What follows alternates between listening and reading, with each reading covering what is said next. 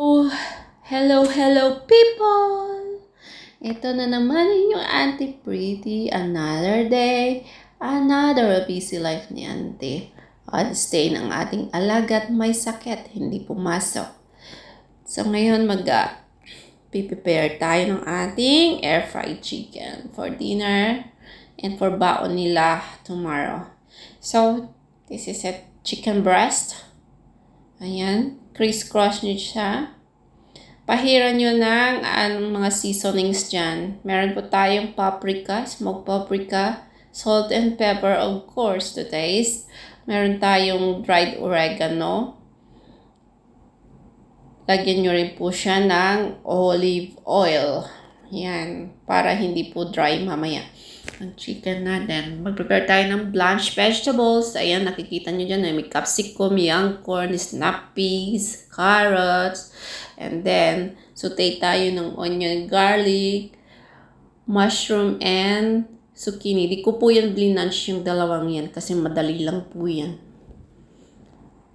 Konting blanch lang po Huwag yung masyadong lusaw yung gulay pag nag-blanch kayo. Siyempre para crunchy pa rin. Another technique po dyan, pag nagba-blanch kayo, ilublob nyo yung gulay sa icy water. Ayan.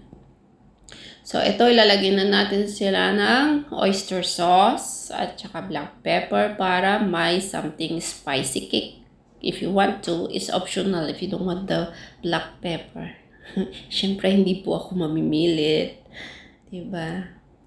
So, halo-halo.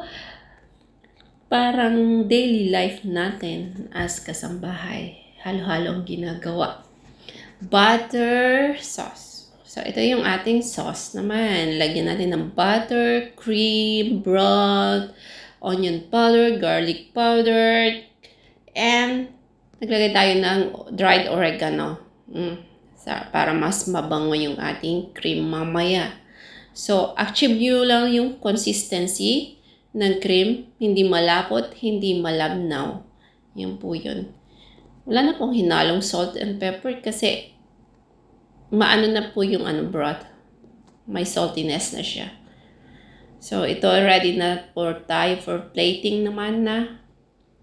Okay. Naligo muna ako. Bago mag-plate. So, sinet aside natin yan. At ito nga, ready for plating na. Nakaligo na ang inyong kunyang, inyong auntie.